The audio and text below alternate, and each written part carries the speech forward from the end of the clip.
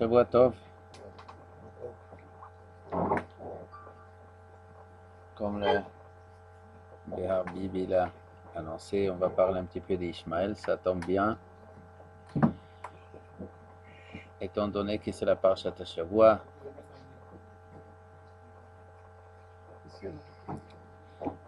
dans la Parsha de cette semaine, on parle d'Ishmaël. Et on a déjà commencé à parler la semaine dernière, Parshat Lech Lecha. Tout le monde connaît Ishmaël, il est né dans Parshat Lech Lecha. Aujourd'hui, Parshat Vayera, ça continue. Et ces deux histoires, bien sûr, sont importantes, étant donné que tout ce qui est marqué dans la Torah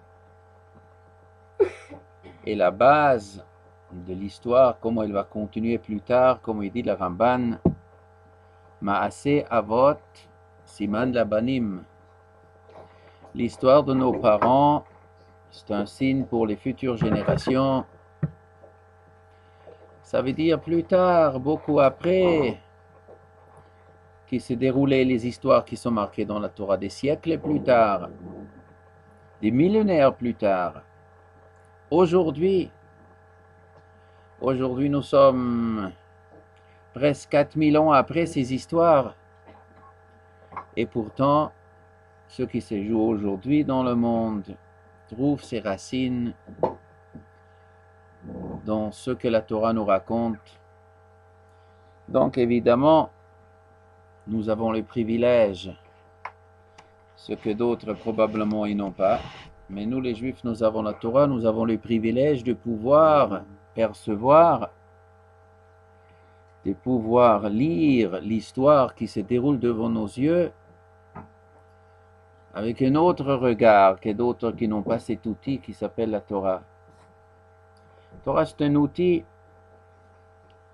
avec lequel il faut lire. Peut-être il y en a d'autres qui peuvent s'inspirer de nous afin de lire correctement, mais en tout cas, nous sommes les premiers à lire et à prendre les conclusions qu'il faut si jamais on lit correctement. Donc nous allons faire un petit tour d'horizon sur les deux histoires, ce qui est dans Parshat Lech Lecha, ce qui est dans Parshat Vayera. Tout le monde connaît l'histoire dans Parshat Lech Lecha. Ishmaël, il est né. Comment elle se passait la naissance d'Ishmaël? Qu'est-ce qu'il précédait la naissance d'Ishmaël? Évidemment, chaque pasuk, chaque mot qui est marqué dans le Chumash a son importance. Donc la Torah nous raconte, mais Sarai, Eshet Abraham, elle était akara, elle était stérile.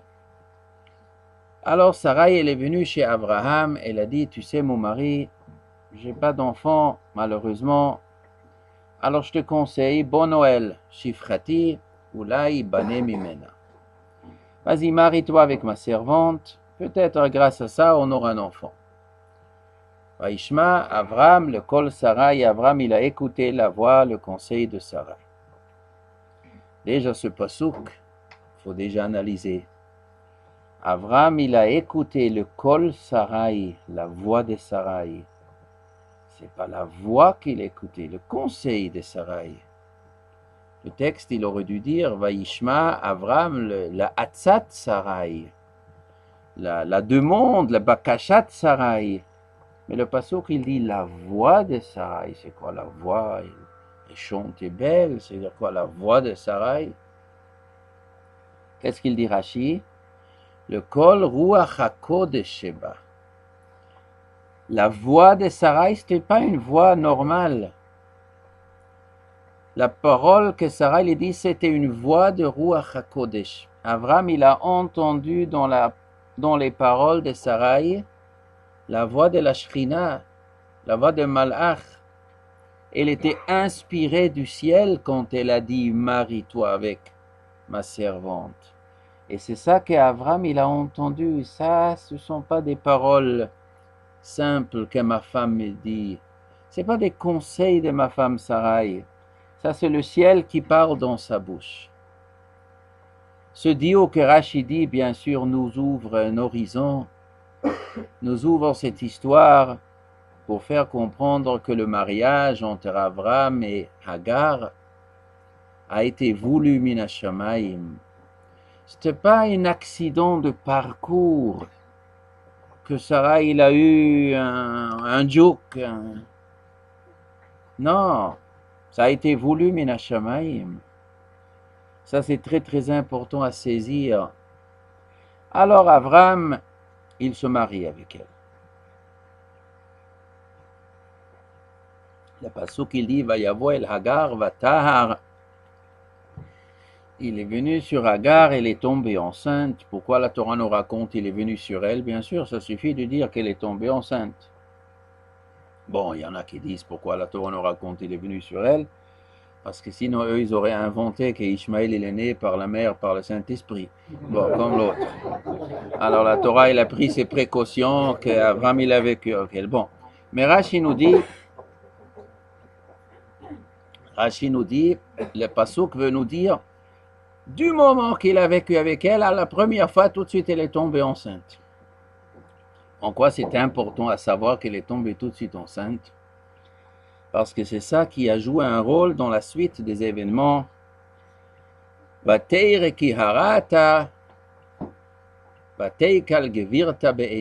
a vu que tout de suite, elle est tombée enceinte et sa patronne est devenue légère à ses yeux.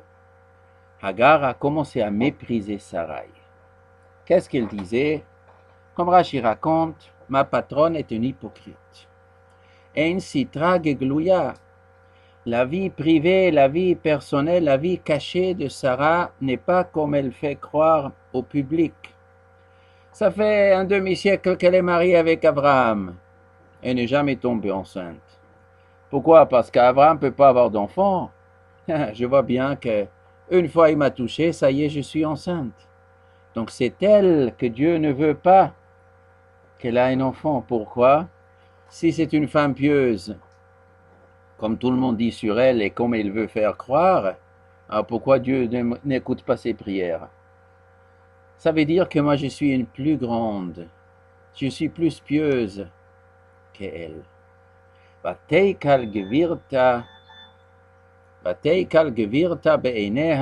Et sa patronne est devenue méprisée à ses yeux. Ça c'est très important, ça c'est la mère d'Ishmaël. Ici un trait de caractère d'Ishmaël, de la mère d'Ishmaël, quand il y a une espèce de lecture de l'histoire. Quand Hagar peut lire l'histoire, peut interpréter l'histoire, elle croit avoir le droit d'interpréter l'histoire. Le fait que sa patronne n'est pas enceinte, elle est lui enceinte, donc elle déduit qu'elle plaît à Dieu plus que Sarai. Tout de suite, elle fait cet raisonnement. Elle se prend, ça y est, moi je suis la femme pieuse. Ça, c'est un des traits de caractère de son fils, de ses arrière-petits-fils. Ils veulent s'imaginer qu'ils sont plus pieux que Zera Yitzhak. Et le pasuk qu'il raconte, Sarai n'était pas du tout contente. Sarai est venue chez Abraham avec une accusation. Elle a dit, Tomer Sarai el Abraham, Chamasi alecha, natati shifchati bechekecha, vetere ki harata, vaekel benea yishpot Hashem beni u benecha. Chamasi alecha, je suis très en colère, je suis très fâché avec toi. Elle accuse Abraham en bloc. C'est moi qui ai organisé ce shidduch, c'est moi qui suis à l'origine de ce shidduch. Et maintenant elle est enceinte, elle me méprise, elle se moque de moi. Que Dieu juge entre toi et moi, est-ce que c'est moi qui ai raison ou toi qui as raison? Qu'est-ce qu'elle veut d'Abraham? Qu'est-ce qu'il a, Abraham? Elle a un problème avec Hagar. Qu'est-ce qu'elle veut d'Abraham? Que Dieu juge si toi tu as raison ou moi qui ai raison. Alors bien sûr, elle accuse Abraham. Pourquoi tu ne me défends pas? Il fallait intervenir. Il faut lui tirer les oreilles à cette Hagar. Il faut dire à Hagar, tu n'as pas à mépriser ma femme. Et Abraham ne fait rien. Il ne dit pas un mot. La seule chose qu'il dit à Sarai, eh ben, asilatov benaich, tu peux faire ineshifrater beyadech, asilatov benaich. Tu fais avec ta servante comme tu veux, je te permets, tu fais. Si tu veux agir méchamment, tu fais méchamment, tu veux gentil, tu es gentil. Fais comme il te plaît, mais moi, n'attends pas de ma part que moi je tirerai les oreilles de Hagar. Pourquoi Avram ne voulait pas intervenir? Pourquoi il ne dit pas un mot de ce que Hagar fait? Ça veut dire que Avram ne veut pas se fâcher avec Hagar. Il ne veut pas se fâcher avec elle. Pourquoi? Pourquoi il a peur de parler avec Hagar? De peur qu'elle va se fâcher aussi avec lui. Et alors? Il a peur de réprimander Hagar, de peur que quoi? Qu'elle va se sauver Hagar. Non, alors elle se sauve. Il ne veut pas qu'elle se sauve. Il veut que quoi? Qu'elle reste et qu'elle aura un enfant de lui. Et il veut que cet enfant sera à côté de lui. Il savait, Ruach HaKodesh, qu'il aura un enfant d'elle. Il ne veut pas embrouiller cette histoire.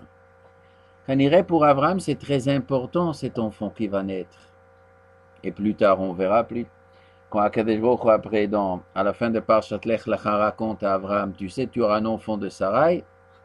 De Sarah, qu'est-ce qu'il dit à Abraham? Lou Ishmael yechie lefanecha.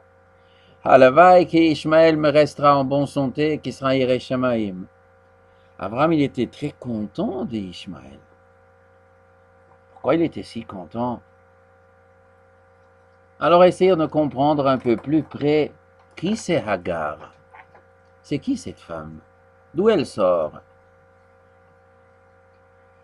Rashi raconte, Hagar était la fille de Paro, l'empereur d'Égypte. Et quand Avram et Sarai sont descendus en Égypte, Sarai elle était prise dans le palais royal. Bon, qu'est-ce qu'elle a dit, Sarah? Elle a dit au malach, frappe. Et toute la maison de Paro est tombée malade. Non, tout le monde connaît l'histoire. Paro tout de suite il a rendu Sarah. Il n'a pas touché. Vaïnaga Hashem et Bet Paro. Toute la maison, ils ont reçu tous les 10 plaies. Quand Hagar, la fille, elle a vu cette histoire, elle a dit, mais c'est extraordinaire cette femme Sarai.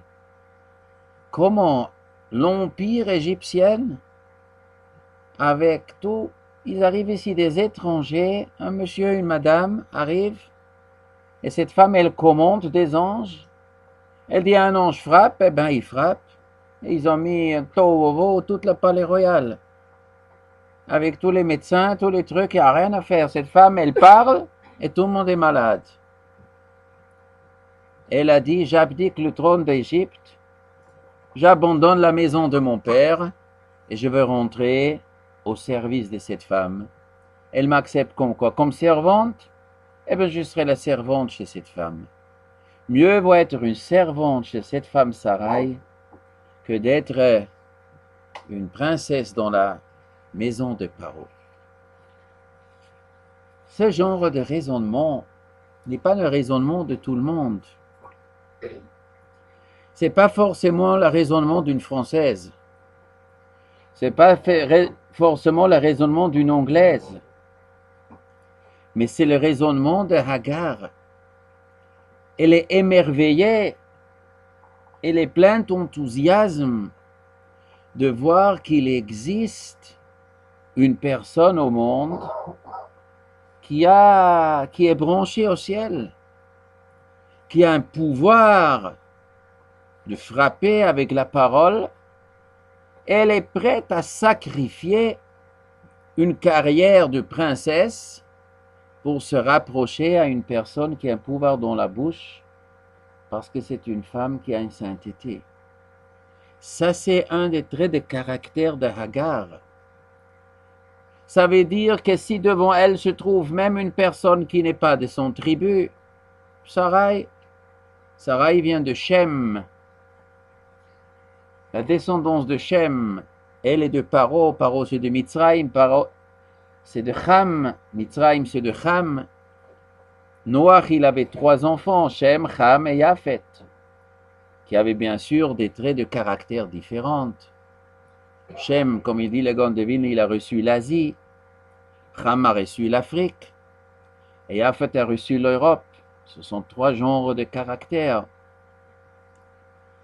Ham, c'est, comme la Teiva nous raconte, c'est un genre un peu terre à terre, si on peut dire,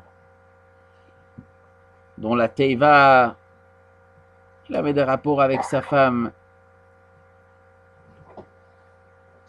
Shem, c'est Isher spirituel. Dans les pays asiatiques, il y a une recherche de spiritualisme. Ça, c'est Shem. Et Yafet, c'est entre les deux. C'est utiliser la Chokhmah pour progresser la technique. Ça, c'est Yafet. C'est Yavan, Rome. On utilise la Chokhmah afin de pouvoir s'installer bien dans la mazé. Ham se développe un certain olam hazé, mais pas avec la chokhmah, avec le corps, ça c'est Ham. Et son tikkun, c'est travailler avec le travail. Et Yafet utilise la chokhmah pour l'olam hazé, et Shem c'est une autre chose. Mais ici, il y a une femme qui s'appelle Hagar, qui est de Ham, mais elle a eu le fibre de Ruchaniyut. Elle peut abandonner toute la gashmiut. Quand elle voit, elle s'enthousiasme. Cette femme, maintenant, elle est rentrée dans la maison d'Abraham. Maintenant, Abraham, il se marie avec elle. Maintenant, Abraham, il sait qu'il aura un enfant d'elle. Il ne faut pas se fâcher avec cette femme. Il ne faut pas se fâcher avec son fils. On verra encore la suite des événements. En tout cas, toi, Sarai, tu ne supportes pas, tu fais ce que tu veux. Qu'est-ce qu'elle fait, Sarai? Elle commence à vexer Hagar. Hagar ne supporte pas les vexations, elle se sauve. Elle va dans le désert, elle rencontre un malach. Le malach, il dit, Hagar shifrat Sarai, meimizebat va'ana teleichi. V'tome mipnei Sarai gevirti anochi barachat. Hagar, la servante de Sarai, d'où tu viens et où tu vas? Question bizarre. Le malach, d'abord, il dit, Hagar, la servante de Sarai, mais elle sait très bien qu'elle s'appelle Hagar. Pourquoi elle a besoin de dire Hagar, Sifrat Sarai? Mais elle ne sait pas comment elle s'appelle Hagar. Vous connaissez les juifs là, les juifs polonais, il est parti faire du vin. Il a dit à sa femme, je vais faire du vin, je vais l'acheter, je vais le vendre, je t'envoie un télégramme. Très bien. Il a fait le vin et tout, il envoie un télégramme. J'ai fait le vin, très bien, je l'ai vendu, j'ai gagné, je rentre bientôt à la maison. Et il tape. Après, il demande à la poste, ça coûte combien? Ça coûte 150 roubles. 150 roubles? Mais j'ai pas tellement beaucoup d'argent. Eh bien, il faut enlever des mots. Alors, il dit, très bien. Qu'est-ce que j'ai dit? J'ai bien fait le vin, j'ai bien vendu, mais j'ai déjà dit, j'envoie les télégrammes, tout est bien. Donc, je peux abréger, je peux dire, bien vendu, ça suffit. Alors, 30 roubles. Ah, c'est encore trop. Pourquoi je veux dire bien vendu? Je dis, j'envoie un télégramme si je vends bien. Donc, ça suffit. Vendu, 20, vendu. 20 roubles. Mais pourquoi je dis dire 20? Ma femme sait très bien que quoi, hein? C'est le 20. Ah, j'enlève le 20. Vendu. Elle sait très bien c'est vendu. Ah, un télégramme, truc. Combien? 5 roubles. Pourquoi 5 roubles? Parce qu'il faut votre nom. Je dis, qu'est-ce que j'ai besoin de marquer mon nom? Ma femme sait comment je m'appelle. Alors, enlevez le nom aussi. Qu'est-ce qu'il raconte ici, Abraham? Le malach. Hagar, servant de Sarai. Je sais que je m'appelle. Je sais que je suis le servant de Sarai. Et Mizebat va notelechi. D'où tu viens et où tu vas. Mais le malach ne savait pas d'où il vient. Quand le malach n'a pas vu la mission, il n'a pas bien lu son télégramme qu'il a reçu. Bien sûr, le malach, il dit, Hagar, tu sais qui tu es? Tu es la servante de Sarai.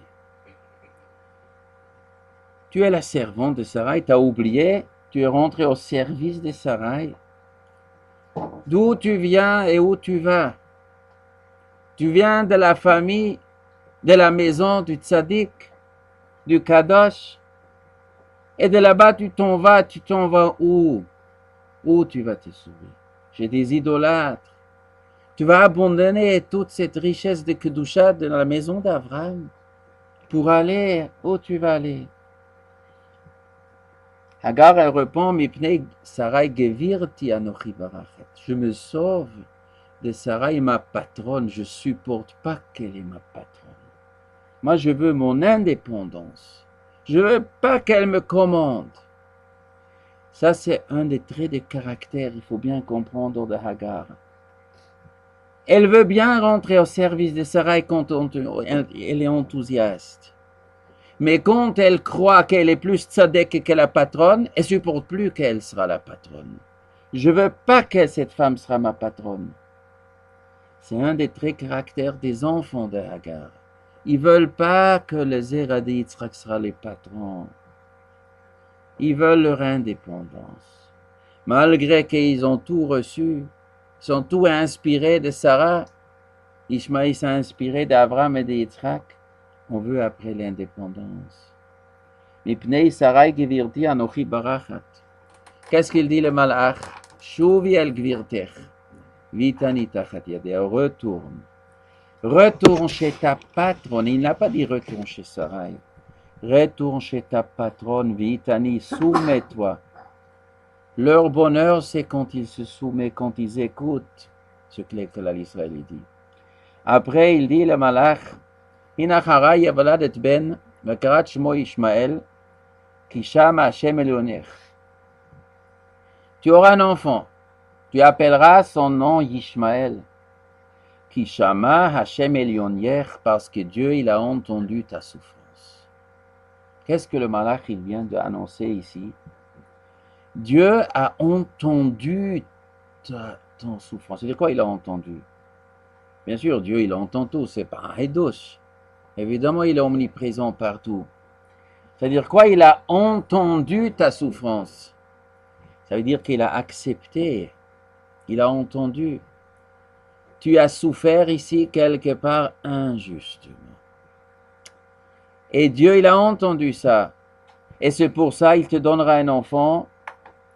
Vehu yeh pere Adam, yado bakol veyat kolbo. Et ce sera un homme avec un certain caractère de pere Adam, d'indiscipline, ou peut-être un peu plus qu'indiscipline.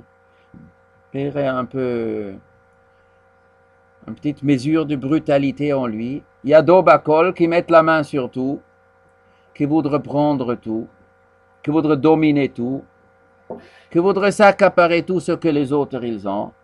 Veyat kolbo, et les autres ils mettent la main sur lui, ils se disputent avec tout le monde comme Rachid dit. Mais quel rapport avec le père et Adam, avec Kishama Hashem Elionech? Dieu, il a entendu ta souffrance, vous y êtes père et Adam. Il dit le Ramban sur ce pasuk que ici la Torah nous dévoile que Hashem, il a entendu la souffrance de Hagar, ça veut dire qu'elle a souffert de façon injuste. Qui était injuste? Il dit le Ramban, Sarah. Et Abraham qu'il a laissé faire à Sarah. Et le Ramban, il ajoute, le père et Adam, la souffrance que le peuple juif souffrira pendant des générations de ce père et Adam, est une conséquence de ce que Sarai a fait à Hagar. Comme ça écrit le Ramban. Ça, c'est le sens du pasuk. Shama Hashem Elionech, vuhu yeh père et Adam. Quel est le pshat dans ce Ramban? Qu'est-ce que Sarai aurait dû faire? Arrive ici une femme, servante, c'est elle, Sarai, elle est la gentille, elle organise le shidduch avec Abraham, elle tombe enceinte, elle a le culot d'accuser la patronne, eh bien elle me vexe, ah ben je la revexe. Non, c'est pas normal. Tu me méprises, eh ben je te méprise. Qu'est-ce qu'il fallait faire? Qu'est-ce que Sarai aurait dû faire? Et Abraham n'est pas intervenu. Il n'est pas intervenu. Qu'est-ce qu'il attendait Abraham? Que Hagar continue à vexer Sarai. Mais ici, la Torah, le Ramban nous dévoile ici un truc. Sarai, elle aurait pu agir autrement. Comment? C'est de continuer d'être une femme pieuse. Et rien faire avec Hagar. La vérité sort toujours. Entre un homme pieux et un homme pas pieux, le monde s'apercevra. Qui est le vrai pieux, qui est le faux pieux. Quand Hagar, elle dit sur Sarai, tu es une hypocrite, elle n'a pas besoin d'agir, Sarai. Elle doit continuer à faire ce qu'elle doit faire. Les gens, ils vont savoir. Les gens, ils vont remarquer la différence entre Hagar et Sarai. Maintenant, il est excité, je suis enceinte, ça y est. Dieu a écouté ma prière, je suis pieuse, c'est super bien. Ma patronne n'est pas pieuse, elle n'a pas d'enfant. Ça y est, elle est au 7e ciel. Elle va continuer à se moquer. Mais les gens autour, ils vont dire, Hagar, calmez-vous un peu. Votre piété et la piété de Sarai, ça n'est pas ça. Et après, qu'est-ce qu'on avait vu? Quel était le fils de Hagar? Ishmaël. Et qui est le fils de Yitzhak? Sarai, Yitzhak. Les gens ne savaient pas faire la différence entre Ishmaël et Yitzhak. La vérité sort, elle sort toujours. Il faut un peu de calme. Ça, c'était la faute de Sarai, elle était pressée. Ou elle n'avait pas tellement confiance qu'elle aura un fils Yitzhak après. Même quand on lui a annoncé à Sarai, elle avait du mal à croire. Peut-être qu'elle n'avait pas assez confiance qu'Hachem va avoir pitié d'elle. Elle aurait pu se taire, la vérité sort. Ça, c'est une des choses aujourd'hui aussi, Moraï Varabotaï. Aujourd'hui, les Juifs s'arrachent les cheveux. Quoi faire avec nos chers cousins? Comment faire? Eux, ils disent qu'ils sont plus pieux que nous. Ils nous accusent de tous les maux du monde. Et c'est quoi la réponse? La première des choses, en ce qui concerne Parshat Lech Lecha, après nous allons voir Parshat Vayera, alors l'image va changer un peu. Et pour le moment, nous sommes dans Parshat Lech Lecha. La première des réactions, c'est que nous devons être pieux. Si nous, les Juifs, ne serons pas des imbéciles, des abrutis, si nous, les Juifs, nous devons être le moteur de Yirat Shamayim dans le monde. Si nous, les Juifs de France, on n'aurait pas fait comme on fait depuis 150 ans, s'assimiler, gober l'athéisme, gober toutes ces notions contre la Torah qui se trouve en France, dans le reste du monde. Tout le monde est content, tous les Juifs, ils sont venus en France, ça y est. Tous les bêtises, toute l'immoralité qui existe dans ce pays, les Juifs, ils marchent avec. Et maintenant, c'est les autres qui commencent à se réveiller, il faut être pieux, il faut rejeter l'hédonisme, il faut moins courir derrière les péchés, l'immoralité. Quelle honte pour nous les Juifs, que ce sont nos cousins maintenant qui militent. Maintenant, ils croient qu'eux, ils sont plus pieux que nous. Et peut-être on a raté quelque chose. En tout cas, plusieurs générations des Juifs français, et des Juifs américains, et des Juifs israéliens, peut-être ils ont raté le coche. On aurait été pieux. C'est à nous de dire qu'il y a un Dieu au monde. C'est à nous de dire qu'une femme doit marcher habillée. C'est à nous de dire que tous les films qui sont Y, il faut les annuler dans le monde. C'est à nous de le dire, c'est à nous de montrer. Eh bien, on ne fait pas le travail comme il faut, eh bien, les autres ils croient qu'ils sont plus sadiques. Et maintenant, ils commencent à crier dans le monde, c'est eux les pieux, c'est eux. Ça, c'était la faute. Et maintenant, on a des tsarot d'eux. On arrête, s'ils crient, ils accusent. Et qu'est-ce qu'on peut faire? Qu'est-ce qu'on peut faire? Il y en a qui disent qu'il faut faire la guerre contre eux. Il y en a qui disent qu'il faut donner la moitié de la terre ou tout. Mais avant la politique, avant militaire, d'abord il y a une autre chose à faire. D'abord il faut remettre les choses, les pendules à l'heure. Mais qui est ici le pieux? Eux d'ici, ils sont le pieux. Alors prouve qu'eux, ils ne sont pas tellement pieux. Toi, tu seras pieux. Nous devons être pieux. Les gens, ils vont faire la différence. Les gens, ils vont voir ce qui est vraiment soumis à Hachem et celui qui est qui est soumis à des tempêtes de son âme, qui veut montrer qui a la traîne en vérité. La différence est facile à faire quand tu veux. Si les gens ils vont voir de nouveau des Sarai qu'elle dit une parole à Hachem, et à Kadesh Baruch Hu, il écoute. Ça fait des siècles, nos cousins ils ont appris que les Juifs il y avait des hommes, des femmes tzadikim qui faisaient des prières et ça marchait. Et encore comment nous respecter pour ça.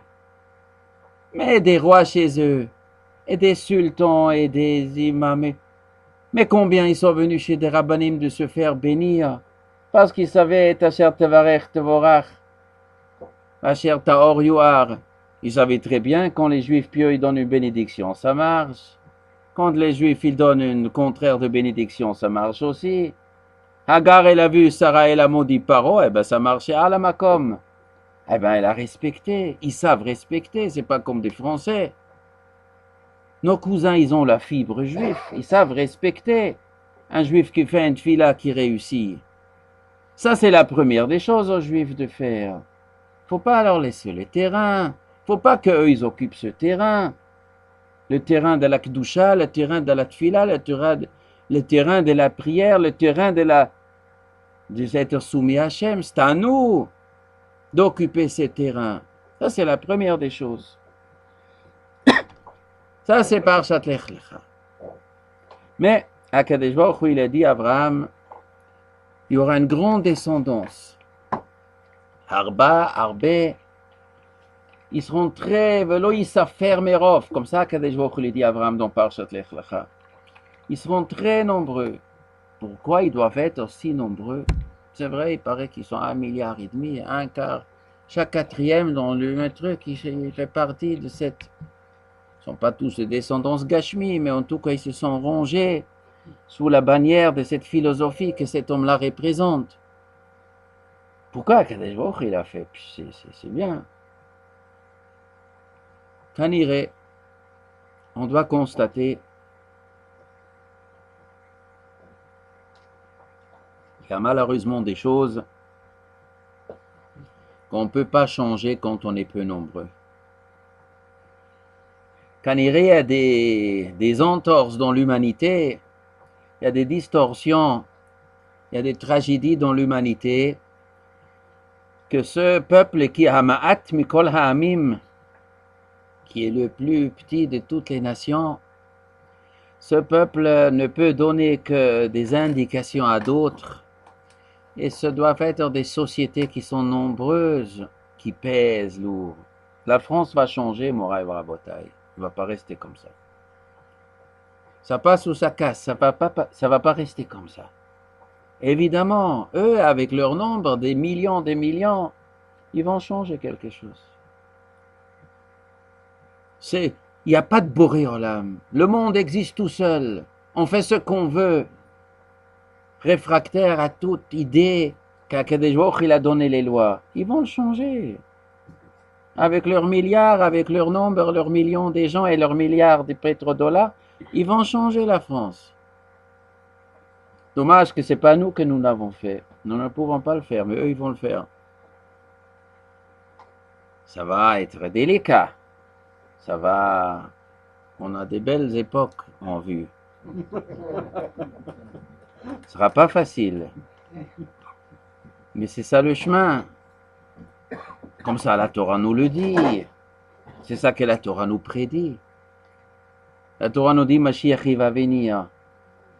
Et le monde entier va reconnaître Hachem. Alors, le monde ne va pas rester athée. Il ne va pas rester athée. L'athéisme, il est perdu. Il est perdu. Ah, il faut séparer la foi de la foi, c'est... Il faut jeter dans la vie privée, mais la vie publique, la vie républicaine, laïque et républicaine. Et au niveau politique, on ne parle pas de religion. Ah, ça restera pas, ça. Ça restera pas. Bien sûr, ce sera une guerre. Ce sera une guerre idéologique et peut-être aussi une guerre civile. Il y aura une guerre, je ne sais pas de quel côté, de quel sens, mais bien sûr, mais c'est pas pachout. Ah, ça fait partie d'un monde qui nous attend. C'est à nous de prévoir les choses. Kadosh Baruch Hu, il a promis Harbo Harbe Tzarech. Mais on va continuer maintenant, on va abandonner Parshat Lech Lecha, on va jeter un coup d'œil Parshat Vayera, parce que le décor change. Qu'est-ce que la Torah nous raconte? Kadosh Baruch Hu, il vient, il envoie des anges. 3 malachim, il vient, Sarah, elle aura un enfant. Et l'enfant, il naît. Et comment il s'appelle cet enfant qui va naître? Yitzhak. Yitzhak, c'est intéressant comme nom, Yitzhak. Pourquoi il s'appelait Yitzhak? Qui lui a donné ce nom Yitzhak? Alors, la première fois quand Akadosh Baruch Hu, il a annoncé à Abraham, tu auras un enfant, Sarah, il aura un enfant, Vayipol Abraham al panav Vayitzhak. Abraham, il est tombé sur son visage, Vayitzhak, il se réjouit. Halaben, et Ashanati Valed, Imbabati Shim Shanati Telet. Et après, Akadosh Baruch Hu, il a dit, et tu vas appeler son nom Yitzhak. Après, quand les malachim ils sont venus chez Sarah,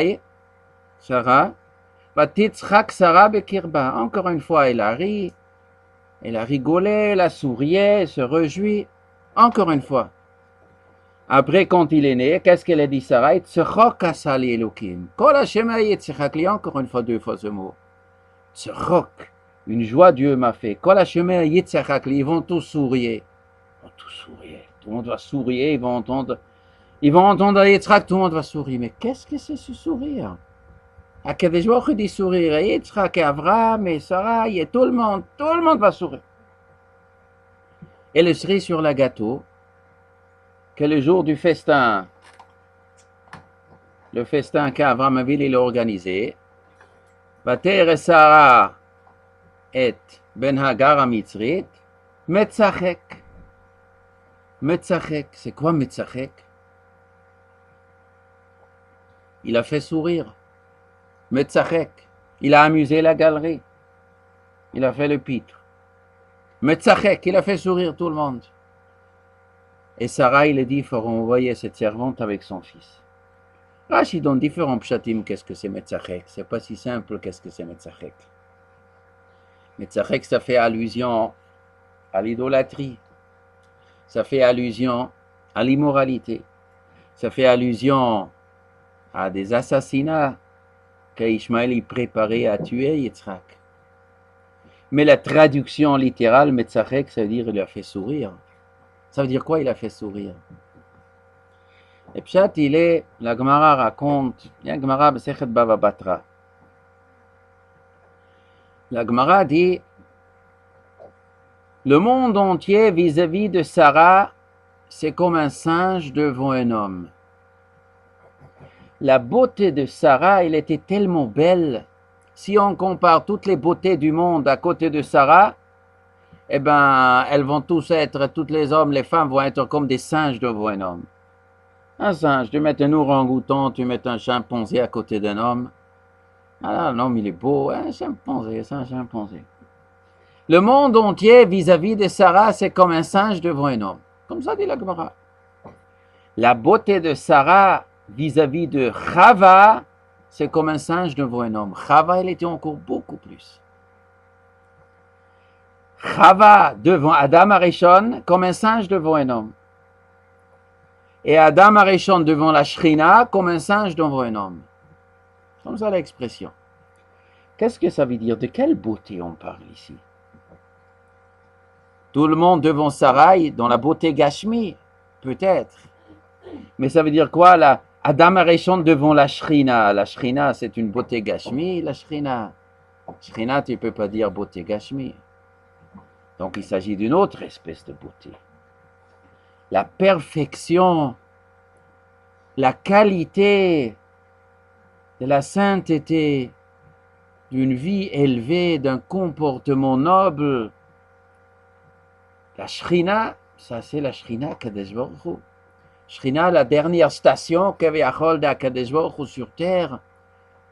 Les Shichnot Tidreshu Bat Hashama. L'homme Adam Arishon qui a été créé parfait avant le péché, quand même, c'est comme un singe devant la Shrina, la Kedusha de la Shrina. Le monde entier, c'est comme un singe devant Sarah, la beauté de la perfection de Sarah. Sarah devant Chava, c'est comme un singe. Mais c'est quoi la spécificité de singe? Qu'est-ce qui fait un singe? Un singe fait sourire. Pourquoi un singe il fait sourire?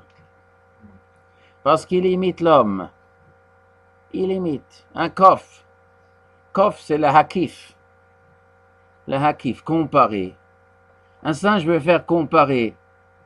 Quand les enfants ils sont aux zoo, ils se mettent devant le singe. Des fois, il y a des enfants qui font comme ça. Et qu'est-ce qu'il fait le singe? Il fait aussi comme ça. Et tout le monde se met à rire. Tu fais un singe comme ça, il te fait comme ça. Il joue l'homme, mais il fait rire tout le monde. Parce que lui, il croit qu'il est comme l'homme, mais nous savons qu'il est singe. Le fou, il dit que tout le monde il est fou. Il croit que tout le monde est fou, et nous savons que lui il est fou. Mais lui dit la même chose sur nous. Nous croyons que lui il est fou, et lui il croit que nous sommes fous. Et c'est ça qui nous fait rire. Que lui, il croit d'être dans le même droit d'appeler tout le monde fou, et lui le pauvre ne sait pas. Tout le monde est comme un singe devant Sarah. Quand Akadosh Baruch Hu, il a promis à Abraham, Sarah, elle aura un enfant. Abraham, il a dit, Louis Ishmael yichye lefanecha, halavai ki Ishmael reste yirei shamayim. Akadosh Baruch Hu dit à Abraham, Aval Sarah ishtecha yoledet lecha ben. Mais je te dis que Sarah, elle aura eu un enfant. Vini briti itach, je ferai l'alliance avec lui. ולishmael shematicha, yirbeti oto, vifreti oto. ואת בריתי אקים את יצחק, mon alliance, le nom de Kedusha, ce sera sur Yitzhak, et le peuple qui sortira de Yitzhak, qui be Yitzhak yikar el Chazara. Et tu vas l'appeler Yitzhak. Pourquoi tu vas l'appeler Yitzhak? Parce que les gens, ils vont sourire. Ils vont sourire de qui? De celui qui veut essayer de s'imaginer que lui, il a le droit de jouer le rôle de Yitzhak. Il y en a un dans le monde qui croit qu'il est le digne successeur d'Abraham. Abraham, voilà, Abraham, ceux qui a découvert qu'il y a un Boré Olam et qui a instauré dans le monde servir Hachem. Il y en a un qui croit que lui, il a le droit de dire je suis le successeur de ces Abraham. Ou au moins 2/3 du successeur. Je suis le fils Bechor, je mérite d'être le successeur 2/3. Alors, Akadosh Baruch Hu dit, Sarah, elle aura un fils. Et Yitzhak, les gens, ils vont sourire. Les gens, ils vont sourire. Tout le monde devant Sarah, c'est comme un singe devant un homme. On va voir qui c'est Yitzhak. Les gens, ils vont voir où est la vraie Yirat Shamayim. Où est la Yirat Shamayim qui est imitée. Ça, c'est Tzechok Asali Elokim. Kol Hashemah Yitzhak li. Maintenant, les gens, ils vont voir. Ça, elle aurait dû le comprendre avant Sarah. Elle n'aurait pas dû frapper Hagar. Les choses seraient mises en place tout seul. Bon, elle s'est rattrapée. Kol Hashemah Yitzhak li. Et pendant le festin, Avram, il organise un immense festin. Et qu'est-ce qu'il se passe pendant ce festin? Avram, il présente son fils de 2 ans, Biyom Higamel et Yitzhak, les jours qu'on a ce vrai Yitzhak. Il fait un festin, il invite Mishte Gadol, tous les Gdoliador, Avimelech, il a invité Shem Vaever. Il présente le gamin de 2 ans, voilà mon successeur. Et Ishmaël, il est derrière, il dit, mais qu'est-ce qu'ils font pour ce petit gamin-là? Ils font tout un traram pour lui. Moi, on m'a rien fait. On m'a rien fait. J'ai 2 ans et 13 ans et on m'a rien fait pour moi. Et lui, le fils de la patronne, et c'est lui mon successeur. Alors, qu'est-ce qu'il a fait, Ishmaël Metzachek? Il a fait rire tout le monde. Ça veut dire quoi, il se fait rire tout le monde? Il a dit, mais c'est moi le tzaddik, mais c'est moi le tzaddik. Et les gens, ils ont rigolé. Ils ont vu Yitzhak. Mais qu'est-ce qui se passait pendant cette journée? Quand il y avait le jour de la Brit Mila, qu'est-ce qu'il est marqué aujourd'hui dans la parasha, le jour de la Brit Mila? Sarah, elle dit, Mi milel Avraham, heni kabanim Sarah, qui aladeti ben liskunav. Mi milel Avraham, qui pourrait donc raconter à Abraham, heni kabanim Sarah, que Sarah, elle a allaité des enfants, qui aladeti ben liskunav, car j'ai eu un enfant pour sa vieillesse. Qu'est-ce que ça veut dire qui pourrait raconter à Abraham? C'est-à-dire quoi qui pourrait raconter à Abraham? Que Sarah, elle a allaité? Mais pourquoi il fallait raconter à Abraham que Sarah allait Yitzhak? Mais Abraham, il savait que Sarah elle allait. Mimélel, qui pourrait raconter? J'aurais voulu voir le journal, la radio raconte à Abraham que j'ai allait. Mais Abraham le savait. À qui elle parle, Sarah? Elle parle à qui? Heinika banim Sarah. Banim a allaité des enfants. C'est quoi des enfants pluriels? Alors Rashi raconte, beaucoup de gens, ils se sont moqués. Ils sont moqués de Sarah. Ils sont moqués d'Abraham. Qu'est-ce qu'ils ont dit? Mais vous croyez que Yitzhak c'est le fils d'Abraham et Sarah? Ils ont ramassé un fils à la DAS. Ils ont allé au secours catholique, ils ont trouvé un enfant abandonné, ils l'ont adopté, ils l'ont acheté au Mexique, au Pérou pour $20. Et il dit c'est notre gamin. Et ils se moquent bien de nous. Ça c'est comme ça les gens ils disaient. Alors qu'est-ce qu'il est arrivé le jour de 2 ans, Higamel et Yitzhak? Toutes les femmes de la région sont venues, chacune avec son gamin. Et Sarah a allaité tout le monde. Et Nika banim Sarah. Elle a allaité tous les enfants et les femmes, elles ont vu. C'est vrai. Après 2 ans de la naissance, normalement le lait, ça s'arrête après 2 ans. Même ce jour-là, il avait du lait pour tout le monde. Mais à quel moment Sarah, elle dit Nika banim Sarah? Quel jour? Le jour du festin de 2 ans? Non, regarde dans le Chumash, c'était quel jour? Le jour de la Brit Mila. ויאמר לאברהם את בנו בן 8 ימים, כאשר הצבא השם, ותאמר שרה, מי מילל לאברהם, הניקה בנים שרה, כי הילדתי בן לזקוניו. C'est le jour de la Mila, il a dit qu'elle allait, mais elle n'a pas allaité ce jour. Donc c'est une tfila. Mi milel Abraham, qui pourrait raconter, je supplie Dieu, qui viendra le jour qu'on pourrait raconter à Abraham qu'Eini Kabanim Sarah. Et ce sera la preuve qu'il y a le Tiben Liskunav. Je voudrais que dans 2 ans, toutes les femmes apportent leurs enfants et je voudrais avoir ce miracle que je pourrais allaiter. C'est ça qu'elle disait. Et pourquoi avec l'allaitement du lait? C'est la seule preuve.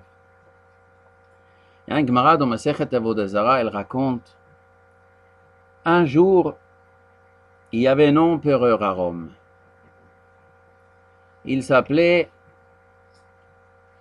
Marc Aurèle, de la famille des Antonins. Antoninus dans la Gemara, il y avait 7 rois romains qui étaient des empereurs de la famille des Antonins. Et il y en a un qui s'appelait Marc Aurèle, qui est un homme pieux. Il y a aujourd'hui encore un livre qu'il a écrit, qui se l'a massé, c'est presque tout ce qui est marqué dans la Gemara, sans citer leur nom. Et il était allé à Tveria étudier chez Rabbeinu Akadosh. À la fin, il se convertit, c'est un tzaddik, l'empereur romain tzaddik. Et comment il est devenu tzaddik? La Gemara raconte que c'était après l'histoire de Beitar, quand les Romains ils ont décidé que les Juifs n'ont plus le droit de faire la Brit Mila. Ceux qui font la Brit Mila, il sera assassiné. Rabbi Shimon Gamliel, il a eu un fils, donc il a fait la Brit Mila. Et le représentant des Romains en Eretz Israël, il a vu ça, que Rabbi Shimon Gamliel, un nasi des Juifs, il a fait la Brit Mila à son fils. Il ne voulait pas s'en prendre à Rabbi Shimon Gamliel parce qu'il croyait qu'il y aurait une rébellion. Donc il a dit que le roi romain est à Rome qu'il règle cette affaire. Donc là, on nous raconte, ils ont acheté un billet à l'Italia, à son retour à Rome, et Rabbi Shimon Gamliel et sa femme et le bébé, ils étaient invités de se présenter à Rome, et ils sont venus devant le roi. La veille, quand ils étaient aux prisons, la femme du roi, elle est venue visiter Madame Rabbi Shimon Gamliel aux prisons. Elle a dit, j'ai entendu que vous avez un jugement de mort, vous avez fait quelque chose contre mon mari. Qu'est-ce que vous avez fait? Elle a dit, on n'a rien fait. On a simplement fait la Brit Mila de mon fils. C'est une loi qui est marquée dans la Torah et on ne comprend pas pourquoi l'empereur romain il a interdit. Ça, on n'avait pas du tout en état de se rébeller contre Rome. C'est une loi religieuse qui ne concerne ni politique, ni économie, ni rien du tout. Elle a compris, elle a dit, je vais vous sauver la vie. Elle avait aussi un bébé, elle a échangé les bébés avec Rabbi. Et l'impératrice de Rome, elle a donné son fils à Madame Rabban Gamliel, qui lui a donné du lait. Le lendemain, il y avait la fameuse jugement, et l'empereur lui dit, il paraît que vous êtes accusé d'avoir fait la Brit Mila de votre fils. Est-ce que c'est vrai? Rabban Gamliel a dit, c'est faux.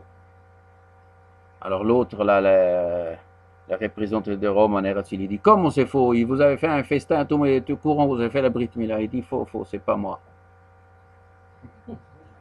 Alors le roi lui dit, on va pas se disputer ou pas, amenez ce bébé, il est là, on va vérifier s'il est Mahoul ou s'il est Harel. Ils ont pris le bébé, ils ont levé les couches, comment ils s'appellent les couches? Hein? Pampers. Et qu'est-ce qu'ils ont vu? Un bon goy, Harel. Alors l'autre, il a dit, je sais pas quoi, Dieu vous fait des miracles, moi je comprends rien comment ça fonctionne chez nous. Bon, l'empereur il a pendu l'autre, et eux, il les a libérés, ils pouvaient partir à la maison. Mais avant, il fallait échanger les bébés. Alors ils ont échangé. La Gemara nous raconte, cet enfant-là, ce prince héritier ou le neveu du roi que ça a été, c'est lui qui est devenu après l'empereur. Dans toute l'histoire romaine, vous allez lire toutes les histoires romaines, ils disent tous c'était le roi le plus pieux qui existe, avait une vie saine, kadosh, et il a toujours caché qu'il avait des rapports avec Rebbe qu'il a étudié. La Gemara nous raconte, c'était un tzaddik extraordinaire, Rebbe lui a dit qu'il a fait le clamaba, etc. La Gemara nous dit pourquoi il est devenu tzaddik. Parce qu'il a bu pour 1 ou 2 jours le lait de Madame Rabban Shimon Gamliel. Ça veut dire le lait d'une femme tzaddiket. Même un goy à Rome, il boit le lait directement d'une femme tzaddiket. Ça laisse des traces indélébiles. Il aime la Torah, il aime Akadosh Baruch Hu. Ça c'est même Madame Rabban Shimon Gamliel. Maintenant Sarah Imenu, la prophétesse, la plus grande des prophétesses qui existent, elle donnait à boire à toute la bande, à tous les enfants. Pourquoi elle a fait ça? Pour donner Yirat Shamayim pour toute la région. Et les gens, ils ont compris. Pour une fois boire, les enfants, ils ont remarqué sur les enfants, ils ont eu Yirat Shamayim. Et ce Yitzhak qui a bu le lait 2 ans, quel midot il avait Yitzhak. Et Ishmaël, il est derrière, il hurle, mais c'est moi le tzaddik, mais c'est moi le tzaddik. Et les gens, ils ont tous souri. Vater et Sarah et Ben Hagar Amitzrit Metzachek. Mais qu'est-ce qu'il fait? Je suis le tzaddik, je suis prêt à donner ma vie pour Dieu. Et il prend la vie des autres. Les Juifs, ils ont toujours été prêts de donner leur vie pour Dieu, évidemment. Pas 1, pas 2, 1000, 10 000, 100 000. Des millions de Juifs se sont fait tuer pour Dieu, mais sans prendre la vie de l'autre. Nous sommes prêts à mourir pour Mekadeshem Shamayim. Non, il faut se venger, il faut voir le sang de nos ennemis, et avec ça, je serai directement Gan Eden. Est-ce qu'il faut sourire ou pleurer? Bon, ça se discute. Est-ce qu'il vaut mieux pleurer? Si on ne veut pas pleurer, au moins on sourit. Mais ça règle. Qu'est-ce qu'il dit Abraham? Qu'est-ce qu'il dit Sarah? Renvoie ce fils. Garesh et Ha'ama azot vet bena kilo yirash ben Ha'ama azot im bni Mitzrak. Il faut renvoyer ce fils et la servante. Il ne peut pas hériter ensemble avec mon fils. Pourquoi elle parle de l'héritage? Rachid dit, si Sarah il dit il ne faut pas que Ishmaël hérite avec mon fils, ça veut dire que Ishmaël s'est disputé avec Yitzhak pour l'héritage. Ishmaël il a revendiqué 2 tiers de l'héritage. Je suis le prore, toi tu es le simple, moi j'ai 2 tiers, toi tu as 1 tiers. Se disputer qui est l'héritier d'Abraham. Sarah il a dit c'est pas possible, il faut le renvoyer. Et Abraham il avait très mal. Il avait très mal au cœur. Voyez Abraham, Audot Beno, ça lui faisait très mal. Pourquoi ça lui faisait très mal? Parce qu'il comptait beaucoup sur Ishmaël. Il comptait beaucoup sur lui. D'ailleurs, aujourd'hui, au début de la parasha, quand les 3 malachim sont venus, il fallait bien servir un bœuf. À qui il a donné à égorger le bœuf? Il y en a un qui s'est bien égorgé. Il a donné à Ishmaël. Et pourquoi il a donné à Ishmaël? Le chancho b'mitzvot. Si quelqu'un, la Gemara nous raconte un homme qui est né b'mazal ma'adim, un homme qui a une certaine brutalité, il faut qu'il devienne ou shochet ou mohel. Comme ça, cette brutalité sort pour une mitzvah. Après, ça ne fait pas de mal. Mais si ça ne sort pas par une mitzvah, ça peut sortir pour une autre chose.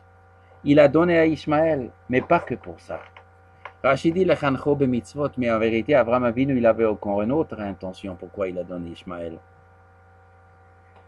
Le pasuk il dit Vashem pakad et Sarah kasher amar la moed asher diber ito Elokim. Et Yitzhak il est né au moment que Dieu la moed asher diber ito Elokim. Au moment qui était prévu. Prévu par qui? Par les trois malachim. Les trois malachim, ils ont dit Bashana acheret ka'et chayav le saraben la moed hazeh bashana acheret. Ce jour-là, l'année prochaine, Sarah, elle aura un enfant. Pourquoi c'est si important de donner la datation? Pourquoi c'est si important au Malachim de faire la promesse et de dire exactement le jour qui va naître? Promettre leur un enfant, ça va. Pourquoi il faut dire le jour? Pourquoi il faut promettre? Est-ce qu'il y a une promesse qu'Abraham va naître, que Yaakov va naître, que Rouven, Shimon, Lévi, que Moshe Rabbeinu va... Il n'y a que pour Yitzhak cette promesse. C'est le seul qui a des malachim descendus du ciel pour faire une promesse. Mais, étant donné que le monde entier se moquait, mais non, Yitzhak, c'est pas le fils d'Abraham et de Sarah. C'est quelqu'un à ramasser de la dasse. Bon, quand une fois Sarah, elle a allaité tous les enfants, alors on savait que quoi? Que c'est l'enfant de Sarah. D'accord, c'est l'enfant de Sarah, 50%. Mais ça ne veut pas encore dire c'est l'enfant de qui? D'Abraham. Et peut-être c'est pas d'Abraham, et en plus peut-être c'est d'Avimelech. Parce que pile avant l'histoire que Sarah est tombée enceinte, elle était dans la maison d'Avimelech. Alors qui me dit que ce gars ne vient pas d'Avimelech? Qu'est-ce qu'il a fait Abraham pendant le festin? Il a invité qui?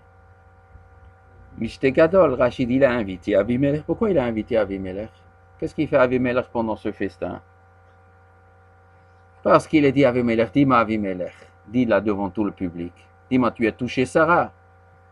Avimelech il dit, moi je ne pouvais pas toucher, qui a Tzoratzar, on était tous malades, dans la maison royale, on ne pouvait même pas aller aux toilettes, il a dit à Avimelech, tous malades, moi je vous dis la vérité, j'avais encore une discussion avec le bon Dieu dans le rêve, et moi je n'ai pas touché. Alors dis-le à tout le public.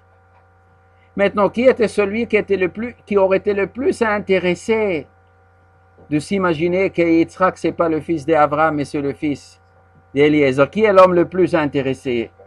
Ishmaël. Si jamais Yitzhak, c'est le fils d'Eliezer, donc le seul héritier d'Abraham, c'est qui? C'est le Ishmaël. Ah, ça, c'était son rêve. Alors, qu'est-ce qu'Akadosh Baruch Hu a fait? Il a envoyé 3 malachim du ciel pour promettre, dans 1 an, il y aura ici un enfant de Sarah. Les malachim sont venus. Qu'est-ce qu'il a fait Abraham? Viens Ishmaël, viens, apporte le bœuf, viens. Et après, quand les 3 malachim, ils ont dit, Sarah, il aura un enfant dans 1 an, ben exactement. Tu entends Ishmaël? Tu entends? Oui, j'entends. Ah, il a bien entendu. Quand il y a une promesse et après, quand l'enfant il vient, tu sais très bien que c'est pas par hasard qu'Avimelech il a vécu. Tu peux pas soupçonner. Les 3 malachim, ils ont dit d'Abraham et de Sarah, il y aura un enfant. Toi-même, Ishmaël, tu l'as bien écouté. Tout ça, c'est pour nous faire comprendre l'importance. Qu'est-ce qu'il dit le pasuk? Garesh et Ha'amazot, renvoie cette servante. Abraham, il a très mal. Il a très mal de renvoyer Ishmaël parce qu'il compte sur Ishmaël. Kadosh il a promis cet enfant, il est important pour lui. Qu'est-ce qu'Akadosh fait? Il téléphone à Abraham. Kol asher tomar elecha Sarah shema bekola ki bitzre ki kar elecha zara. Tout ce que Sarah t'a dit, fais. Car c'est Yitzhak. C'est lui que ton nom, ta descendance va être rappelée par Yitzhak. Ça veut dire quoi tout ce que Sarah te demande de faire? Ça veut dire quoi? Ça veut dire envoyer Agar et Ishmaël. Ah, pourquoi le bon Dieu, il parle comme ça? Pourquoi il ne peut pas parler correctement? Renvoie Hagar. Qu'est-ce qu'elle a dit, Hagar? Garesh et Tamazot Vedbana, renvoie la servante. Et Akadosh Baruch Hu dit à Abraham, écoute ce que Sarah te dit. Ça veut dire quoi, écoute? Renvoie. Donc Hachem, il veut qu'il renvoie. Il n'a qu'à le dire. Akadosh Baruch Hu doit dire à Abraham, renvoie, c'est quoi? Renvoie le fils, c'est la servante. Mais il ne l'a pas dit, Hachem. Il a dit à Abraham, fais ce que Sarah te dit. Et Abraham, il sait, Sarah me dit de renvoyer, c'est-à-dire en d'autres termes, il faut renvoyer. Mais Hachem ne l'a pas dit clairement. Pourquoi? Mais ici, il y a un truc. Imaginons-nous qu'Akadosh Baruch Hu avait dit à Abraham, renvoie Ishmaël et Hagar. Nos chers cousins lisent aussi le Chumash, où ils entendent ce que les Juifs racontent. Si nos cousins, ils avaient lu dans Chumash, ou à travers ce que les Juifs racontent, et Dieu dit à Abraham, renvoie Hagar et Ishmaël. Qu'est-ce qu'ils avaient dit? Quoi? Dieu, il est tellement fâché avec Ishmaël, avec notre grand-père. Quoi, il était si méchant, notre grand-père, que Dieu a demandé de le renvoyer. Quelle avait été la réaction? Peut-être ils auraient dit, alors on ne veut rien savoir de ce Dieu, Barminan. Eh bien, on va couper court avec la religion. Ah, si Dieu il est fâché avec Ishmaël, si notre ancêtre il était un tel voyou que Dieu le renvoyait de la maison, alors tout est perdu.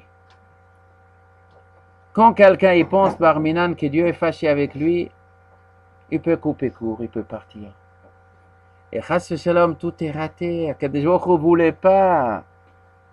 Il ne voulait pas que les Zera Ishmaël se coupent d'Hachem. Il voulait qu'il croie en Hachem, qu'il travaille pour lui. Alors qu'est-ce qu'Akadosh Baruch Hu il a fait?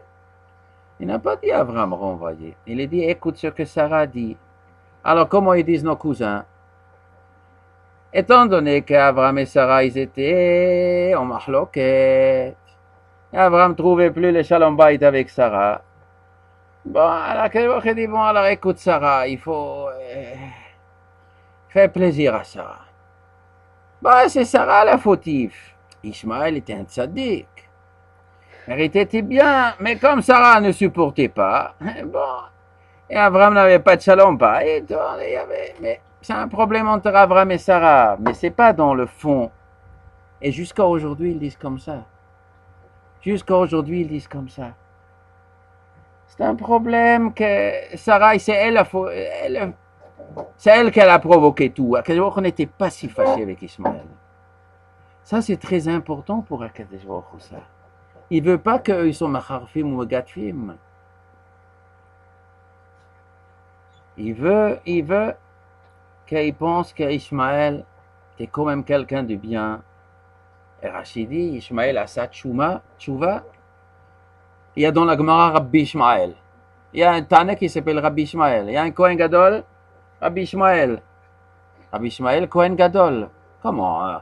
Rabbi Esav, Kohen Gadol, on connaît. Vous connaissez un Rabbi Esav ou un Rabbi Lavan? Vous connaissez Rabbi Lavan?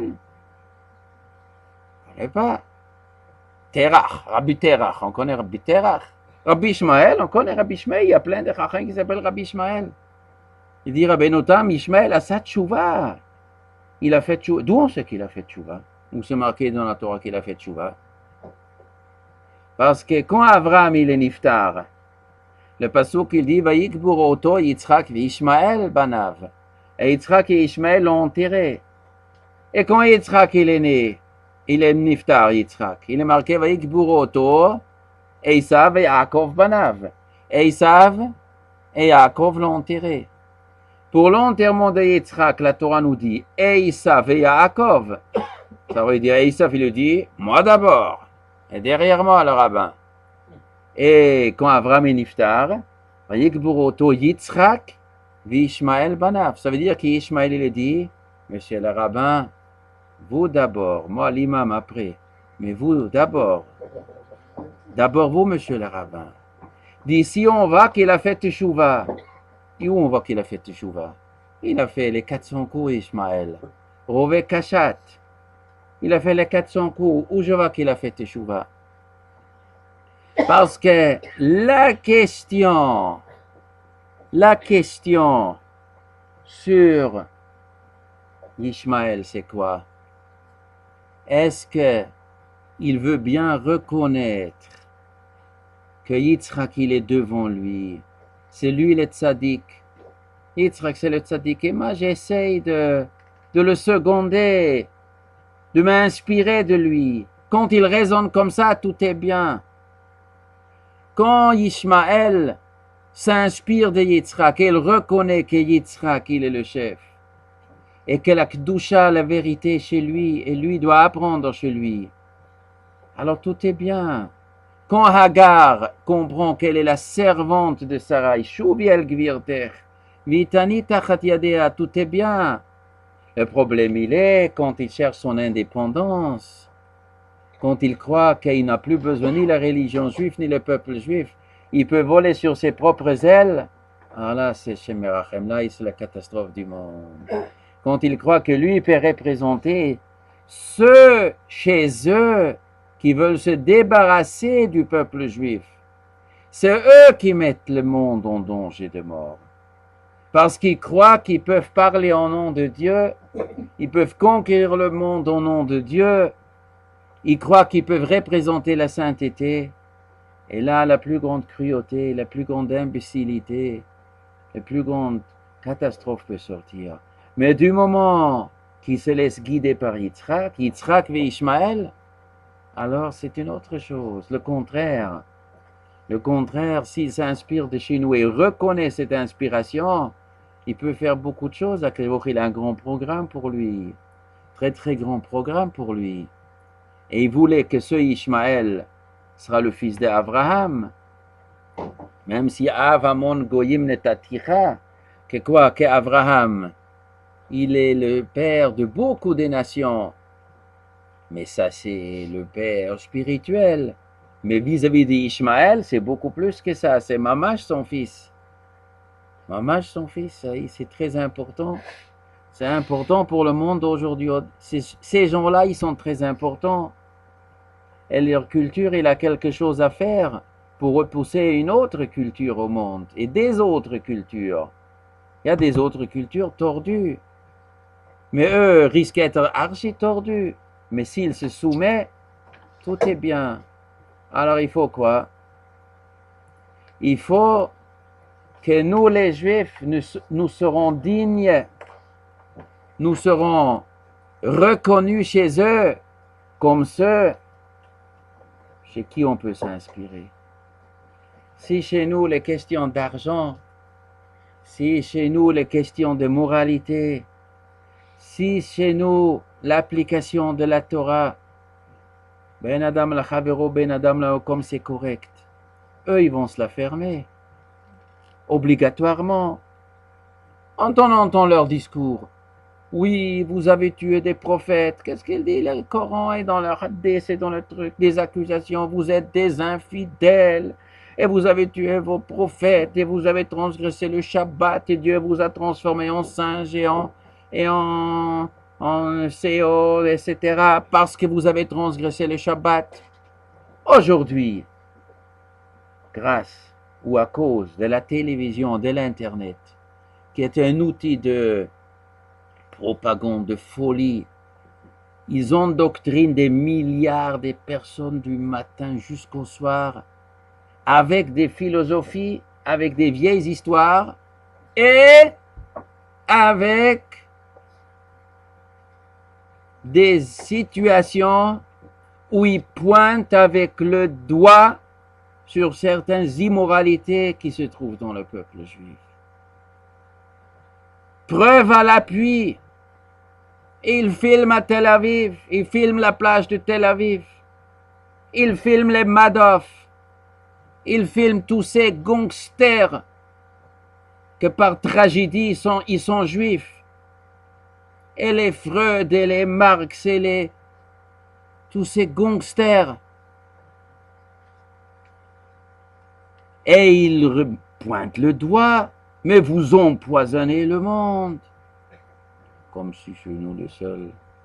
Comme si ces gens-là représentent la majorité du peuple. Comme si ces gens-là sont des gens issus du fond du peuple juif. Ou qui sont érudits, qui ont un rapport avec nous. Voilà, en France, il y a, je sais pas, des milliers d'intellos et des politiques et des écrivains et des journalistes et des... Mais ils ont rien, ils sont juifs par hasard, ils sont juifs. Voilà le rouge, comment il s'appelle le rouge? Bon, je ne vais pas parler. Bon, et là, par hasard, comment il est par hasard, il est juif. Il est juif par hasard. Il n'aurait pas voulu être né juif. Peut-être le bon Dieu aussi, il aurait voulu qu'il soit pas né juif. Mais eux, malheureusement, ils nous mesurent, ils nous évaluent, ils nous jugent travers ces clichés, travers ces déformations. C'est à nous de ne pas laisser ce genre de déformation. Pas laisser ces déformations. C'est à nous d'être ceux qui s'opposent à l'immoralité. Je ne dis pas qu'on est obligé de crier à tout prix sur tous les toits, mais chez nous, c'est vrai que dans le fond, évidemment, le réveil de Hitorarut Bitchouva qui a chez eux, entre guillemets, est inspiré de Hitorarut Tchouva des Juifs. Et mais c'est vrai. Aujourd'hui, le monde change avec une très grande vitesse. Il ne faut pas rater le coche. Chez eux, ils font tchouva comme des fous. Chez nous, Hachem aussi. Mais il ne faut pas rater le train. Il ne faut pas rater le train. Chez eux, ils font tchouva toujours mélangé avec un mensonge. Chez eux, le mensonge est permis. Il n'y a pas d'interdiction de mentir. De toute façon, ils ne savent pas distinguer entre le vrai et le faux. Sauf si le vrai, il est éclatant. Quand le vrai, il brille, ils reconnaissent. Ça, c'est notre travail. Maintenant, c'est vrai. Si ça avait été le problème que par Parshat Lech Lecha, que Hagar se moquait, elle vexait Sarah. Alors Sarah n'aurait pas dû la revexer. Elle aurait dû rester pieuse, continuer, la vérité sort. Seulement dans Parshat Lech Vayera, c'est devenu pas que des vexations, mais c'est devenu Metzachek, comme il dit Rashi. Il jouait avec des flèches. Et disait à Yitzhak, mets-toi à côté de l'arbre, je tire une flèche dans le cible et tu me ramasses les flèches. Et Sarah, elle a vu, il veut tirer dans le cible, il demande à mon fils Yitzhak se mettre à côté pour ramasser les flèches. Elle a bien compris qu'est-ce qu'il veut, malin qu'il est. Il voulait tirer la flèche de façon que ça ne tombe pas sur le cible, mais comme Guillaume Tell, que ça ne tombe pas sur la pomme, mais que ça tombe en dessous de la pomme. Et après, pleurer chez Avram de dire, oh, je n'ai pas fait exprès, papa, un accident est arrivé, parce qu'il savait très bien qu'il ne peut pas tuer Yitzhak sans être maudit par Avram. Il fallait tuer Yitzhak et se faire présenter par quelqu'un qui est quand même digne de recevoir l'héritage d'Avram. Donc il fallait jouer serré, c'est ça qu'il essayait d'Ishmaël. Sarah, elle a compris le jeu. Là, il ne restait plus rien que quoi? Garesh et Hamazot. Il fallait le renvoyer. Et encore à Kadesh Baruch Hu, il a pris les précautions de renvoyer Ishmaël de façon qu'il ne se fâche pas trop. Et qu'est-ce qu'il a fait Abraham? Il prend une gourde d'eau avec un peu du pain et met sur les épaules et dégage. Comment? Une gourde d'eau, une bouteille de Coca-Cola avec un morceau de pain, on renvoie dans le désert. Comment il va survivre? Quoi? Le Midrash raconte que c'était une gourde d'eau magique. Comme dans la Haftara aujourd'hui, chez Elisha Hanavi, l'huile, tant qu'on versait, il y avait toujours dedans. Il a donné une gourde magique. Il a donné une gourde, elle pouvait boire, et ça n'a jamais arrêté. C'est ça qu'il a donné. Alors pourquoi la pasuk dit Veichlu hamayim min hachemet, et il n'y avait plus d'eau dans la gourde? Alors Midrash demande, alors pourquoi il n'y avait plus d'eau si c'est une gourde magique? Alors le Midrash il raconte, parce qu'avant il est marqué Vateilech, Vateita, Bemidbar, Be'er Shava. Vateilech, elle est partie. Vateita, elle s'est garée. Bemidbar, Be'er Sheva, dans le désert de Beersheba. C'est-à-dire quoi, elle s'est garée? Pshat Pashut égarée. Elle a raté la route, là où c'était indiqué, et donc elle est tombée dans le désert. C'est égaré dans le désert, mais le Midrash Rashi raconte sur place. Chazra le Gilou le Betavia, elle s'est égarée dans sa rouchaniout. Elle a quitté la maison d'Abraham, elle est retombée dans l'idolâtrie d'avant. Et la conséquence, que quoi? Que la gourde magique, elle a arrêté. La force de cette gourde ne marchait que tant qu'elle était une forte Mahamina. Alors elle s'est mise à pleurer. Et Ishmaël s'est mis à pleurer. Ils sont mis à pleurer. Vaishma Lokim el Kolanar. Et elle dit, Malachagar, mais qu'est-ce que tu as? C'est-à-dire quoi, qu'est-ce que tu as? Je suis en train de mourir de soif, mon fils meurt de soif, c'est-à-dire quoi, qu'est-ce que j'ai? Mais je t'avais fait une promesse que tu auras une grande descendance. Pourquoi tu te décourages? Je t'avais déjà promis. Comme ici est un arbre, Arzik et Aderbo, qui le goy gadol esimenu.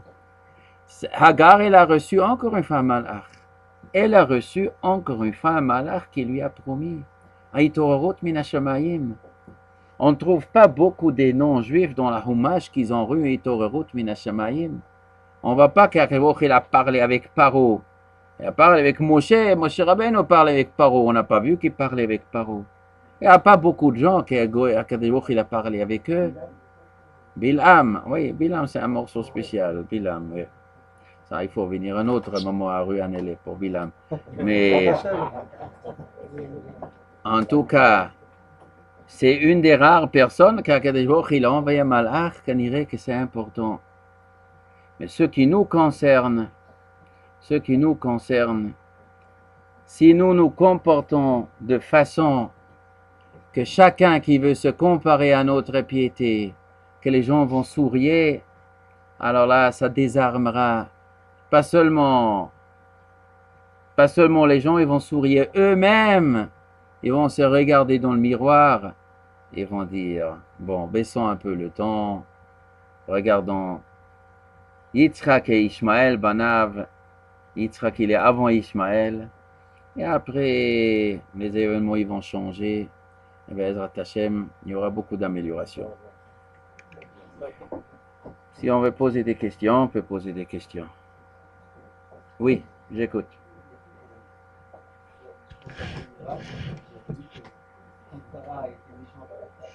Oui.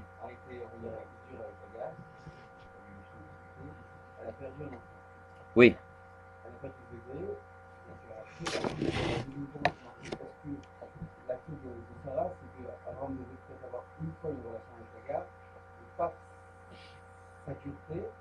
Abraham a dit de nouveau retourner avec Agar. Si je ne me trompe pas, il est marqué dans la Torah que quelqu'un qui achète une servante, il a une mitzvah de se marier avec elle. Et après, il est marqué She'ira kesutav onata lo yigra. Que malgré que quelqu'un se marie avec sa servante, pas parce que vraiment la khatri voulait se marier, mais pour une raison d'autre, il se marie avec elle, mais une femme mariée, il y a un chiyuv de she'irata kesutav onata lo yigra. Donc une femme mariée, on ne s'abstient pas de sa femme. Donc probablement le jour qu'Abraham il a décidé d'épouser Hagar, eh bien dans ce mariage il était inclus que c'est pas que pour une fois, probablement. Oui.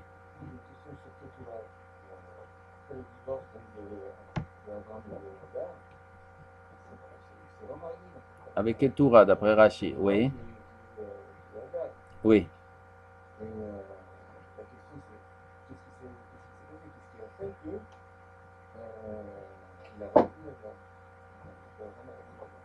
Pourquoi il s'appelle Ketura?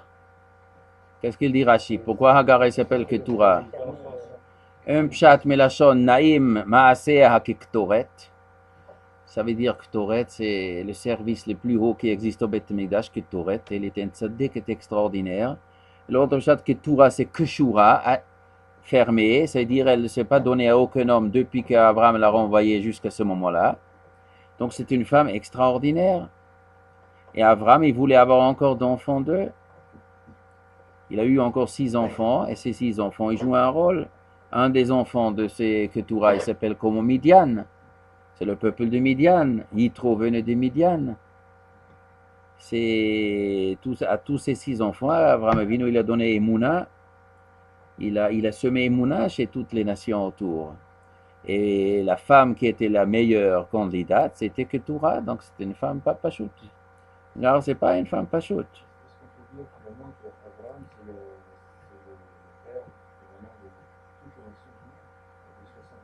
Vous parlez le père Gashmi ou le père Rouhani?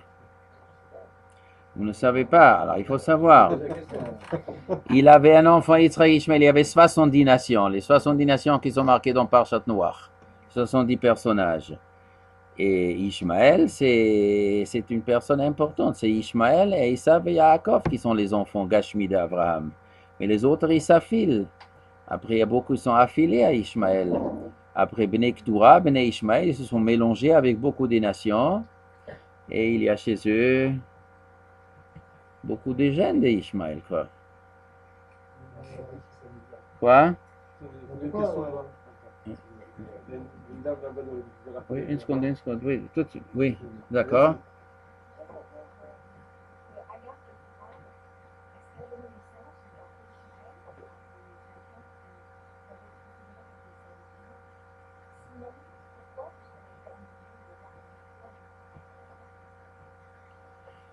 On vient de dire que Hagar, elle se remarie avec Abraham après, elle a eu encore 6 enfants d'Abraham. Qu'est-ce qu'ils sont devenus? Abraham les a renvoyés dans le pays de l'Est. Avant de mourir, il les a éloignés de Yitzhak, il les a renvoyés au pays de l'Est, ça veut dire en Asie. Ce sont des tribus qui sont parties en Asie, et aujourd'hui, par exemple, en Inde, il y a une secte qui s'appelle les Brahmanes. C'est les intellos en Inde. Et pourquoi ils s'appellent Brahman?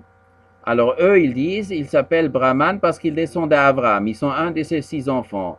Il y a un fleuve en Inde qui s'appelle Brahmaputra. Putra, ça veut dire quoi? Kadosh. Brahmaputra, c'est dire Avraham Kadosh.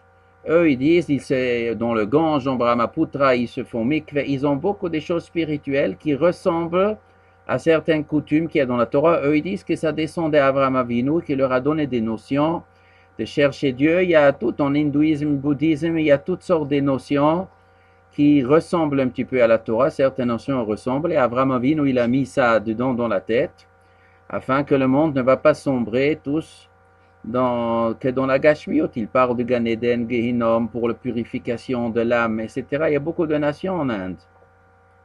Et ça faisait partie du travail qu'Avraham Avinu, il a donné. Mais il ne pouvait pas garder toute la Kedusha, ça c'était Ava Yitzhak, le clan d'Israël, que les autres nations doivent s'inspirer, mais il a donné Emouna aux autres nations, et Nefesh Asher Bacharan.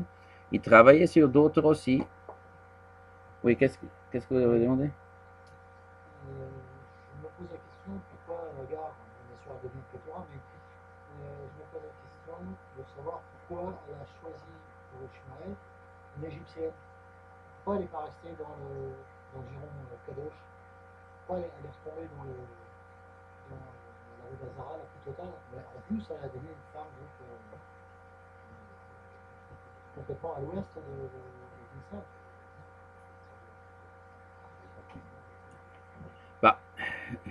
Hagar, elle était aussi une Égyptienne. Elle était la fille de Paro, donc elle a choisi une belle fille qui lui plaisait. Elle pensait que c'est ça qu'Ishmaël a besoin. Hein? Il y a un Midrash. Je ne peux pas jurer que ce Midrash il est authentique. Je ne peux pas jurer, mais ce Midrash il existe dans des Midrashim. Je ne suis pas 100% sûr qu'il est authentique. Mais probablement oui. Probablement oui. Le Midrash raconte, cette histoire elle est longuement parlée chez les cousins aussi, qu'un jour Abraham il a dit à Sarah, je voudrais voir qu'est-ce qu'il est devenu Ishmaël. Alors Sarah, elle a dit, je ne veux pas que tu le visites. J'ai peur que tu vas tomber amoureux dans ton fils Ishmaël et tu vas pas revenir. Elle a dit, je te promets, je descendrai pas du chameau. Ah, et d'accord. Alors Abraham, il est parti sur son chameau. Il est arrivé dans le temps d'Ishmaël. Il y avait une femme devant. Alors, il a dit, est-ce que Ishmaël, il est là? Il dit, non, il n'est pas là. Il est au travail ou je ne sais pas quoi. Il fait la sieste. Il n'est pas là. Alors, il a dit, dis à Ishmaël qu'il change le pas de la porte. Bon. Et il n'est pas descendu du chameau, il est reparti, Abraham. Ishmaël, il est venu à la maison. Alors, sa femme a dit, tu sais qu'il y avait un vieillard ici venu sur un chameau. Quoi, un vieillard, il est venu? Et il a demandé, voulait te voir. Oui. Et qu'est-ce qu'il t'a dit? Il m'a dit que je dois changer les pas de la porte. Et comment il était ce vieillard? Elle a commencé à décrire. Alors Ishmaël s'est mis à pleurer. Il a dit, c'est mon père Abraham qui est venu me voir. Oh là là, il s'est mis à pleurer. Il s'est rappelé de moi, Abraham et tout. Et il a divorcé sa femme. Changer les pas de la porte, ça voulait dire change la femme. Il a changé la femme, il a pris une autre femme. Plus tard, Abraham, il a dit à Sarah, je veux visiter, je veux voir qu'est-ce qu'il est devenu à Ishmaël. Alors Sarah a dit, j'ai peur que tu vas rester avec lui. Elle dit, non, non, je te promets, je ne descendrai pas du chameau. Alors, il est parti. Il y a une femme devant la porte. Il dit, est-ce qu'Ishmaël, il est là? Elle dit, non, il n'est pas là. Mais monsieur, rentrez à la maison, buvez quelque chose, mangez quelque chose. Vous êtes venu d'un chemin, je voudrais vous donner quelque chose. Et il dit, non, non, non, non, je jure, je ne descends pas du chameau, je ne peux pas descendre. Mais dites à Ishmaël que cette fois-ci, il ne faut pas changer la pas de la porte. Et je lui fais une bracha qu'à partir de maintenant, il trouvera de l'or sous les pieds de sa tente. Et il est parti. Et Ishmaël est revenu à la maison. Et la femme dit, tu sais, un vieillard est venu sur un chameau. Quoi? Comment il était ce vieillard? Et elle décrit. Et Ishmaël s'était pleuré. Alors qu'est-ce qu'il t'a dit? Eh bien, je lui ai proposé à manger. Il m'a dit, cette fois-ci, il ne faut pas changer la pas de la porte. Et il t'a donné une bracha qui aura de l'or sous ta tente. Et Ishmaël, il a pris une pelle, il a creusé sous sa tente, il a trouvé de l'or. Comme ça, raconte le Midrash. Maintenant, qu'est-ce que c'était de l'or? L'or jaune ou de l'or noir? C'est possible que c'était de l'or noir. Alors, la première femme que la Torah raconte, il a pris une égyptienne. Je ne sais pas si c'est cette femme, probablement c'est la première. Si ce Midrash il est authentique, donc on dirait il y avait une deuxième après. Est-ce qu'elle était égyptienne ou elle était d'une autre tribu? Ça, je ne sais pas. Quoi? J'entends pas? Moi, j'ai la même chemise depuis 30 ans. J'espère jusqu'à 120 ans.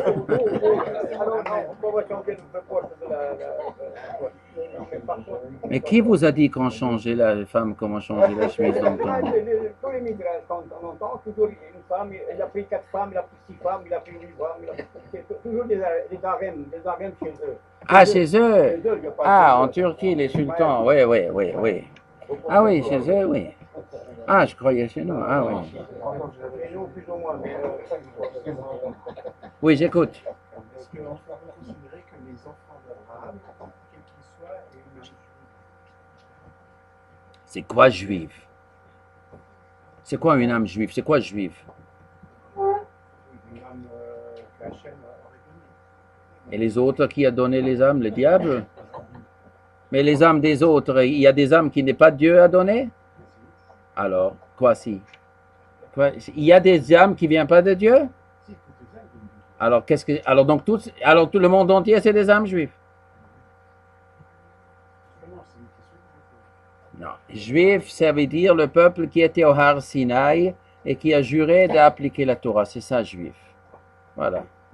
Alors, si vous demandez si tous les enfants d'Abraham, ils ont des âmes juifs, âme juif, c'est le peuple qui était au Har Sinaï et qui a juré fidélité à la Torah. Ça, c'est juif. Eux, ils ont une âme juif. Maintenant, on raconte qu'à Hamon Goyim, il y a un proverbe, il semble de la Gemara comme ça, que quand un goy se convertit, alors sa neshama a été fabriqué par Abraham et Sarah. Il a un rapport. Abraham et Sarah, ils ont préparé le terrain pour des guérim. Bon, Shabbat Tov.